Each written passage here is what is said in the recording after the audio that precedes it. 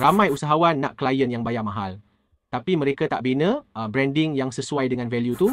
Bagi saya kurang 1 minit masa awak. Saya nak share kenapa personal branding bukan je bantu naikkan trust, tapi juga tarik klien yang sanggup bayar premium. Klien yang bayar mahal bukan sekadar cari produk atau servis. Mereka cari keyakinan. Mereka bayar untuk trust. Dan trust tu tak boleh dibina sehari, tapi boleh dipercepat dengan video dan personal branding yang konsisten.